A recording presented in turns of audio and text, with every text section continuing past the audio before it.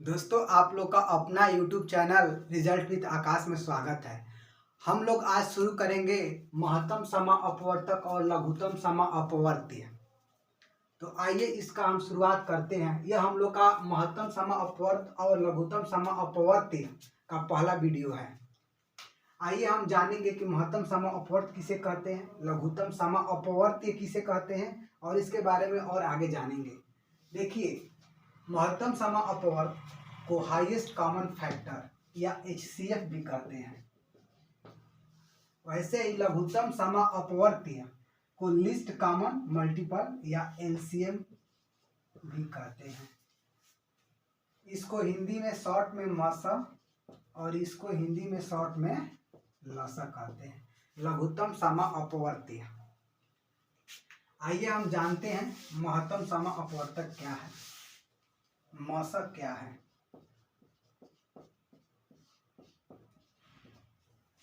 मशक के बारे में हम जानते हैं। पहले दो या दो से अधिक संख्याओं का मशक, दो या दो से अधिक संख्याओं का मशक वह बड़ी से बड़ी संख्या होती है जो दी गई संख्याओं को पूर्णतः विभाजित कर दे। दो या दो से अधिक संख्याओं का मशक वह बड़ी से बड़ी संख्या होती है जो दी गई संख्याओं को पूर्णतः विभाजित कर दे। देखिए, दो या दो से अधिक संख्याओं का मशक वह बड़ी से बड़ी संख्या होती है जो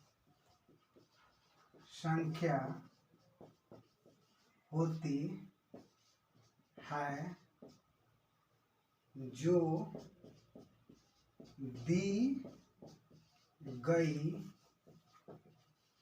संख्याओं को पूर्णतः विभाजित कर दे। दो या दो से अधिक संख्याओं का मशक वह बड़ी से बड़ी संख्या होती है जो दी गई संख्याओं को पूर्णतः विभाजित कर दे, उसे मशक कहते हैं। आइए जैसे हम एक उदाहरण से समझेंगे। जैसे मैं 3 अंक लिखा हूँ 6, 15, 18। अगर इसका मशक का बात करूँ, इसका मशक कितना होगा, तो आराम से हम लोग देखेंगे 6, 15, 18। देखिए, एक से अगर इसको भाग देंगे तो सब एक से कट जाएगा, फिर 2 से देंगे तो 15 नहीं कटेगा।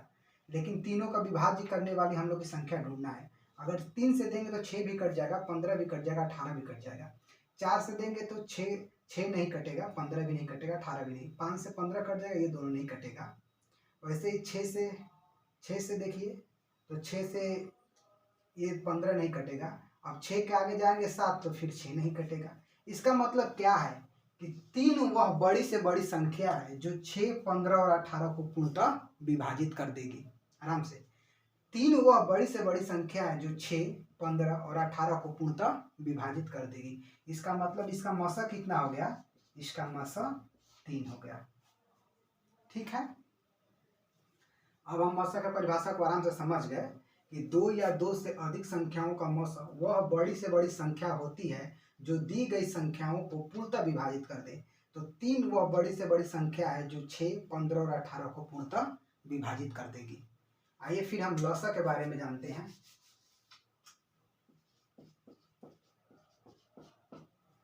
देखिए, लसा क्या होता है, दो या दो से अधिक संख्याओं का लसा या लघुत्तम समा अपवर्त्य वह छोटी से छोटी संख्या होती है जो दी गई संख्याओं से विभाजित हो जाए। आराम से, मशक में क्या है कि दी गई संख्याओं को विभाजित कर दे बड़ी से बड़ी संख्या, और लसा में क्या है, दी गई संख्याओं से विभाजित हो जाए छोटी से छोटी संख्या। आइए समझते हैं। दो या दो से अधिक संख्याओं का लसा वह छोटी से छोटी संख्या होती है जो दी गई संख्याओं से पूर्णतः विभाजित हो जाए। देखिए उसमें क्या था कि जो दी गई संख्याओं को विभाजित कर दे, और इसमें क्या है जो दी गई संख्याओं से विभाजित हो जाए। जैसे देखिए मैं ले लेता हूँ, मैं मान लीजिए कि 6, 15, 18 ही ले लिया। तो अब देखिए मान लीजिए कि इसका लसा जो तीनों से कटता है मान लीजिए कि 90 होता है। अभी हम लसा निकालने सीखेंगे और बहुत आराम से सीखेंगे। तब तक देखिए कि मान लीजिए 6, 15, 18 ये तीनों से 90 कट जाएगा। इसका मतलब क्या है कि 90 वह छोटी से छोटी संख्या है जो 6, 15 और 18 तीनों से विभाज्य हो जाएगी। 90 से और कोई छोटा अंक नहीं मिलेगा जो इन तीनों से पूर्णतः कट जाए। तो 90 ही है जो इन तीनों से कट जाएगा। 6 से भी कट जाएगा और 15 से भी कट जाएगा और 18 से भी कट जाएगा। एक बात को और हम सीखते हैं यहीं पर, जैसे 6, 15 और 18 का ये हम लोग का HCF मतलब कि मौसा और LCM हम लोग का 90 आया है और HCF हम लोग कितना आया है 3 आया है। एक बात हम लोग को यहाँ पर ध्यान देना चाहिए कि कभी भी दी गई संख्याओं में मौसा सबसे छोटी संख्या 6 होगा, मतलब सबसे छोटी संख्या 6 या 6 का कोई गुणज। जैसे इसमें देखिए दी गई संख्या मान लीजिए कि 6, 15, 18 है, तो इसमें सबसे छोटा अंक क्या है तो 6।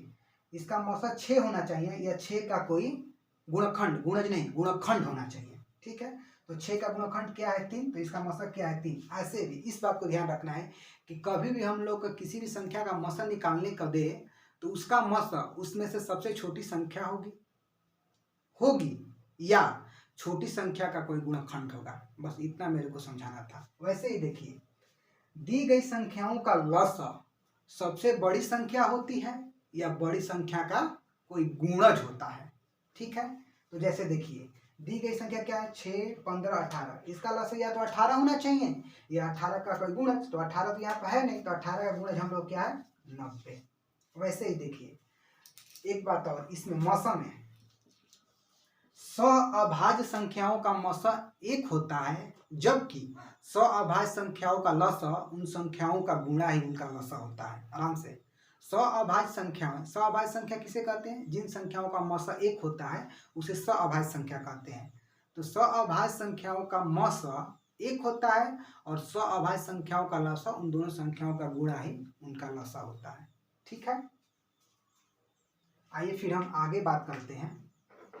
आप लोग चाहें तो मेरे साथ अपने कॉपी पर लिख भी सकते हैं। देखिए फिर आगे क्या दिया है, मौसा ज्ञात करना। अब देखिए मौसा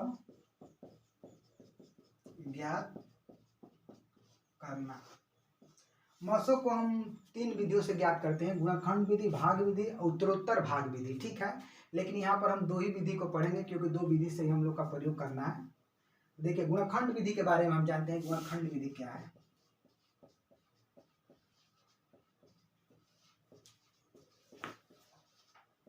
देखिए इसमें किसी भी दी गई संख्या को पहले आप उसके गुणनखंड का अभाज्य फॉर्म में तोड़ते हैं।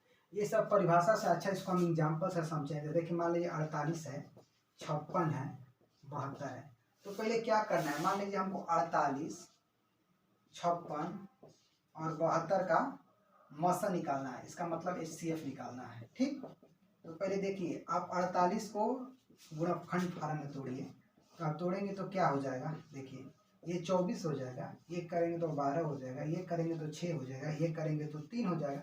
इसका मतलब क्या होगा 2 गुणे 2 गुणे 2 गुणे 2 गुणे 2 गुणे 3, 2 दूनी के 4, 4 दूनी 8, 8 दूनी 16, 16 48। वैसे हम 56 को अगर तोड़े ये कितना हो जाएगा 28, ये करेंगे तो 14, ये करेंगे तो 7, ये करेंगे तो 1। इसका मतलब 2 गुणे 2 गुणे 2 गुणे 7, ये 56 का हो गया। वैसे ही अगर हम 72 को तोड़ते हैं तो ये देखिए 36, 18, 9 और फिर ये 3 और ये 3। इसका मतलब क्या होगा 2 गुणे 2 गुणे 2 गुणे 3 गुणे 3। अब देखिए इसका हम लोग को मौसा लिखना है। मौसा दी गई संख्याओं को हमने गुणनखंड फॉर्म में तोड़ लिया तो मशक क्या होगा, जो तीनों संख्याएं जैसे 48, 56 और 72 को तोड़ा गया है तो जो तीनों में कॉमन हो, तो यहाँ पर देखिए इसमें 1 2 है, इसमें भी 1 2 है, इसमें 1 2 है, तो हमारा मशक 1 2 हो गया। फिर देखिए इसमें 1 2 है, इसमें 1 2 है, इसमें 1 2 है, तो हमारा मशक 1 और 2 हो गया। फिर इसमें भी 1 2 है, इसमें भी 1 2 है, इसमें भी 1 2 है, तो हमारा मशक 1 2 और हो गया। अब देखिए इसमें 1 2 है तो इसमें नहीं है, इसमें 3 है तो इसमें 3 नहीं है, इसमें 7 है तो इसमें 7 नहीं है, इसमें 7 नहीं है। इसका मतलब कि हम लोग को 3 ही अंक काम मिलेगा, 2 × 2 × 2, इसका मतलब 8। इसका मशक कितना हो गया, इसका मशक 8 हो गया। ठीक है, तो गुणनखंड विधि से मशक निकालते समय पहले दी गई संख्याओं को गुणनखंड फॉर्म में तोड़ते हैं, उसके बाद जितने अंक दिए, जितनी मतलब संख्याएं दी रहती है उनमें हम लोग कॉमन को ढूंढते हैं और जो जो कॉमन मिलता है वही हम लोग का मशक होता है। ठीक है, फिर आइए हम आगे बात करते हैं। दोस्तों, आप लोगों ने अभी तक मेरा चैनल लाइक, सब्सक्राइब और शेयर नहीं किया है तो एक बार कर दीजिए। आपका लाइक, सब्सक्राइब और शेयर हम लोग के लिए बहुत एनर्जी का कार्य करता है, जो कि एक नए वीडियो लाने के लिए उत्साह प्रदान करता है। आइए फिर हम अगला देखते हैं। अब अगला हमारा है मशक ज्ञात करने में उत्तरोत्तर विधि। उत्तरोत्तर विधि, ये देखिए अभी हम लोग किसका 48, 56 और 72 का ही निकाला था मशक, फिर इसी का निकालते हैं। तो देखिए उत्तरोत्तर विधि में क्या होता है, दी गई संख्याओं को बारी बारी से एक एक को भागा दिए। देखिए पहले 48 में हम 56 से दे रहे हैं, तो कितने बार जाएगा, एक बार, ये कितना हो जाएगा 8, फिर 8 में से 48 देंगे तो 8 6 48, ये हो गया खत्म। फिर 8 से कितना बचा 56, 8 7 56, खत्म। तो हम लोग का मशक कितना हो गया, मशक जो अंतिम में भाग दिया जाता है जिस संख्या से, जहाँ पर सब कट जाता है वही हम लोग का मशक होता है। तो मशक कितना हो गया 8। हम लोगों ने गुणनखंड विधि से भी निकाला था इन संख्याओं का तो मशक 8, उत्तरोत्तर विधि से भी निकाला तो 8। तो हम लोगों ने अभी तक मशक ज्ञात करने की 2 विधियां पढ़ा, एक गुणनखंड विधि और एक उत्तरोत्तर विधि। आइए हम फिर अगली चीज की बात करते हैं। अब देखिए लघुत्तम समा अपवर्त्य ज्ञात करना, मतलब कि लसा। ठीक, इसकी भी 2 विधियां, एक गुणनखंड विधि,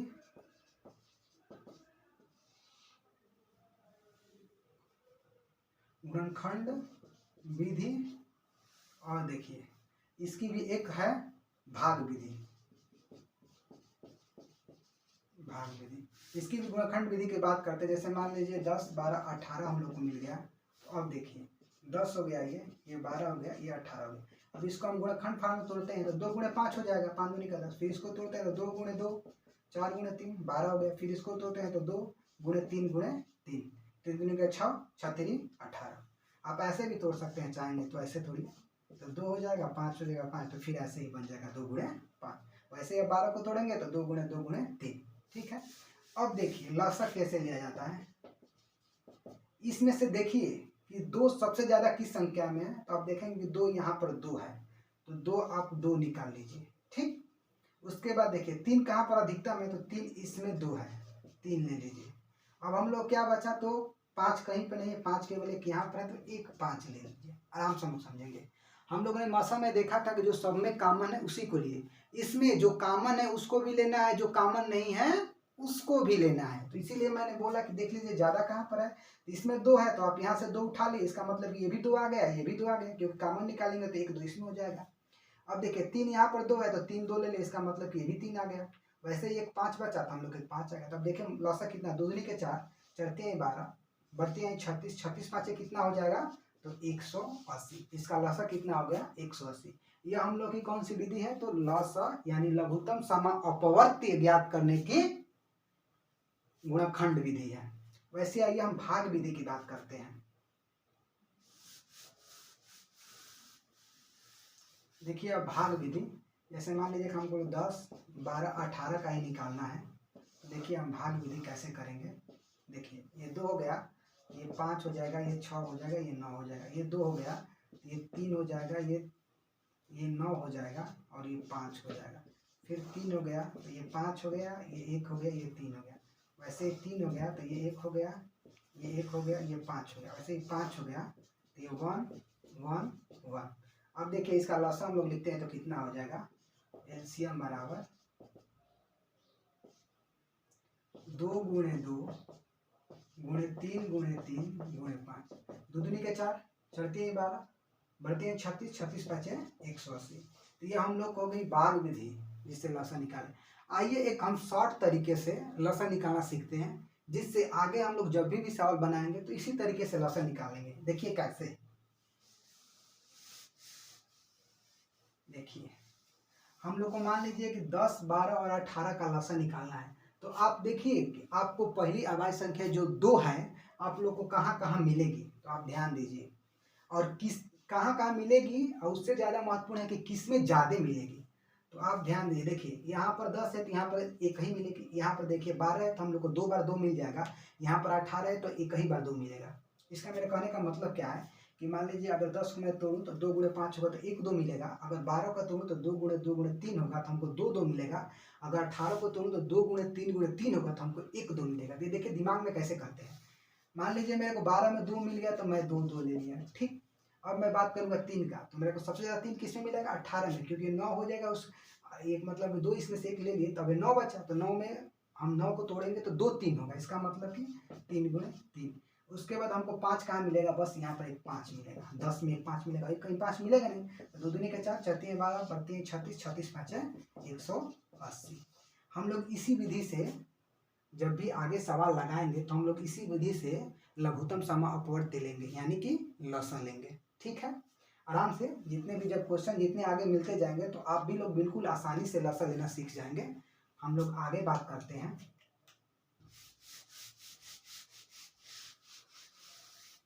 अब देखिए क्या दिया है, भीनों का लसा, भीनों का लसा। देखिए क्या पूछा है, भीनों का लसा, ऊपर क्या ये क्या वर्ड है, लसा, तो लसा पूछे तो हम लोग क्या लिखेंगे, अंशों का लसा बटा हरों का मसा। देखिए अब मान लीजिए हमको एक संख्या मिल गया 2/3, 5/7, 4/9। इसका क्या कह रहा है कि आप लसा ज्ञात करिए, तो लसा ज्ञात करेंगे तो अंश का हम लोग लसा निकालेंगे। तो अब देखिए डायरेक्ट लसा कैसे लिया जाता है, हम लोग का 2 सबसे ज़्यादा किसे मिलेगा, तो 4 में, तो हम लोग का 4 हो गया। अब देखिए एक हम लोग का केवल 5 मिल जाएगा, तो हम लोग का ये कितना हो गया, तो 20। वैसे ही मसा ज्ञात करेंगे तो 3 से जब 7 में भागा देंगे तो 3 दूनी का 6, 1, जब 1 आ गया शेष, इसका मतलब कि वहाँ से मसा हम लोग का 1 हो जाएगा। जैसे देखिए 3 से आप 7 में दीजिए तो 3 दूनी का 6, 1, तो 1 से अब 3 कट जाएगा 3 बार में, वैसे ही 1 से 9 भी कट जाएगा, इसका मतलब मसा कितना हो गया, 1, तो हम लोग का उत्तर कितना हो जाएगा, 20, ठीक है। तो जब भी आपसे भीनों के लसा का बात करें तो आप अंश वाली संख्या का लसा और हर वाली संख्या क्या निकालेंगे, मसा। आइए फिर हम आगे बात करते हैं। आप देखिए भीनों का मसा की बात करें, मसा, तो देखिए किस चीज की बात कर रहे हैं, मसा, तो अंशों का मसा, अंशों का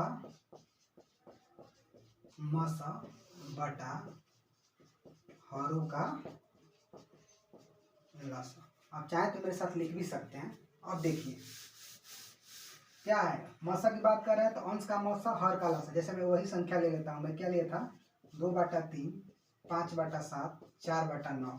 अब देखिए अंशों का मसा, तो मसा निकालिए आप 2, 5, 4 का, तो 2 में ऐसे करेंगे तो आप कितना हो जाएगा, 2 दूनी का 4, खत्म। फिर 2 से 5 में देंगे तो कितना हो जाएगा, 4, 1, 2, इसका मतलब 1 आ गया यहाँ पर, अभी 2 बार, इसका मतलब मसा कितना हो गया, हम लोग का मसा हो गया 1।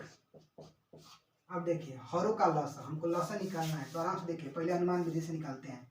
सबसे ज़्यादा देखिए 2 तो किसी में मिलेगा नहीं, 3 हम लोग कहाँ पर मिलेगा, तो 9 में मिलेगा। उसके बाद ये भी 3 खत्म हो गया, हम लोग कितना बचा, 7, तो 9 7 63, हम लोग का लसा कितना हो गया, 63। तो हम लोग का उत्तर कितना हो गया, 1/63। यह क्या हो गया, भीनों का मसा बोले तो अंशों का मसा बटा हरों का लसा, तो ये हो गया हम लोग का 1/63। दोस्तों इस श्रृंखला में हम लोग जाने एलसीएम और एचसीएफ क्या है और किस किस विधि से निकाली जाती है और भीनों का कैसे निकाला जाता है। अगर आप लोग को मेरे द्वारा बताया गया पूरा वीडियो समझ में आया है तो आप लोग प्लीज़ मेरे चैनल को लाइक करिए, सब्सक्राइब करिए और अपने दोस्तों के बीच शेयर करिए। हम मिलते हैं एक अगले वीडियो के साथ, तब तक के लिए धन्यवाद। बाय।